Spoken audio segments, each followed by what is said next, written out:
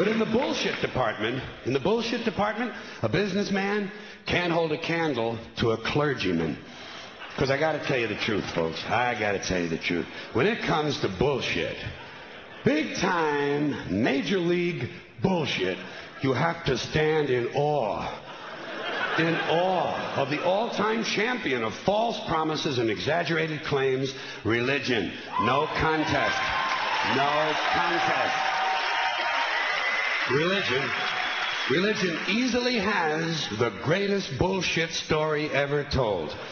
Think about it. Religion has actually convinced people that there's an invisible man living in the sky who watches everything you do every minute of every day. And the invisible man has a special list of 10 things he does not want you to do. And if you do any of these 10 things, he has a special place full of fire and smoke and burning and torture and anguish where he will send you to live and suffer and burn and choke and scream and cry forever and ever till the end of time. But he loves you.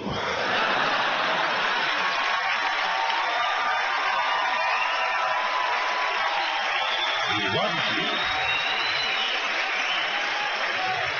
He loves you and he needs money. He always needs money. He's all powerful, all perfect, all knowing, and all wise. Somehow, just can't handle money.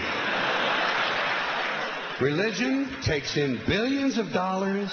They pay no taxes, and they always need a little more. Now, you talk about a good bullshit story. Holy shit.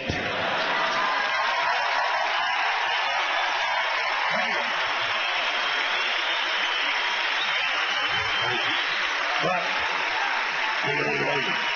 thank you very much. But I want you to know something. This is sincere. I want you to know, when it comes to believing in God, I really tried. I really tried. I tried to believe that there is a God who created each of us in his own image and likeness, loves us very much, and keeps a close eye on things. I really tried to believe that, but I got to tell you, the longer you live, the more you look around, the more you realize something is fucked up. Something is wrong here. War, disease, death, destruction, hunger, filth, poverty, torture, crime, corruption, and the ice-capades. Something is definitely wrong. This is not good work. If this is the best God can do, I am not impressed. Results like these do not belong on the resume of a supreme being. This is the kind of shit you'd expect from an office temp with a bad attitude. And just between you and me, in any decently run universe, this guy would have been out on his all-powerful ass a long time ago. And by the way, I say this guy because I firmly believe, looking at these results, that if there is a God, it has to be a man. No woman could or would ever fuck things up like this.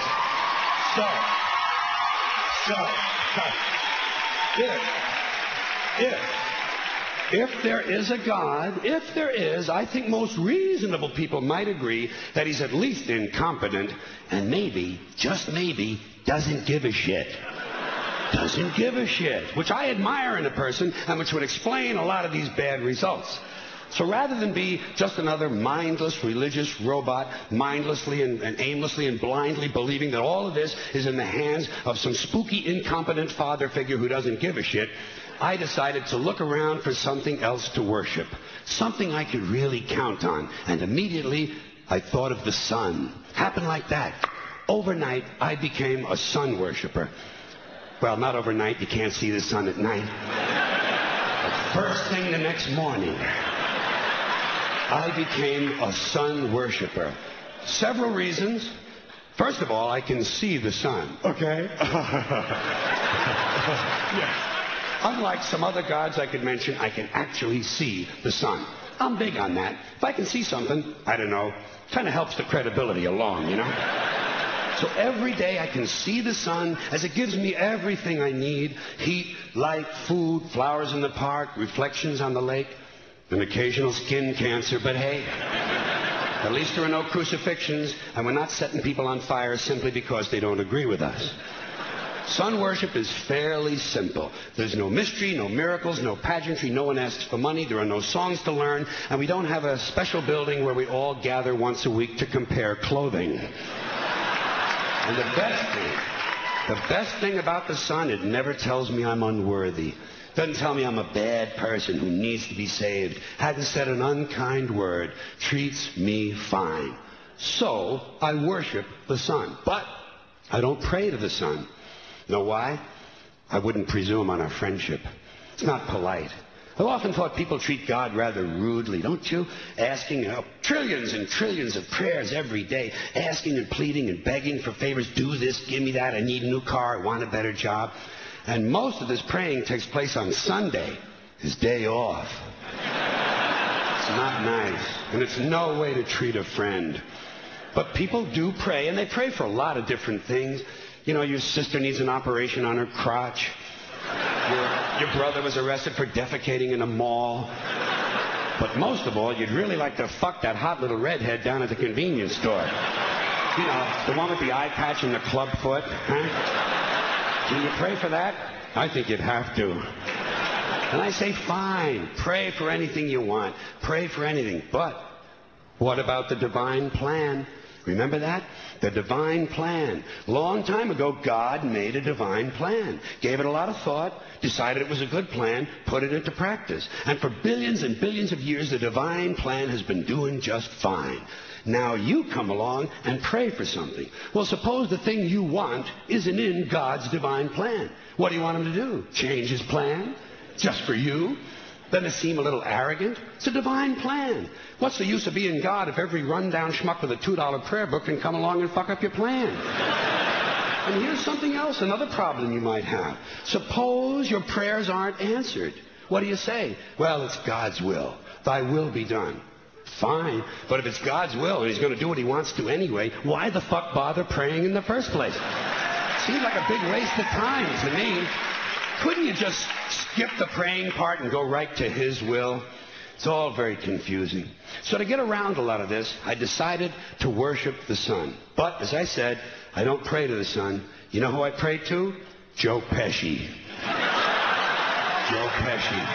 Joe Pesci. 2 reasons. First of all, I think he's a good actor, okay?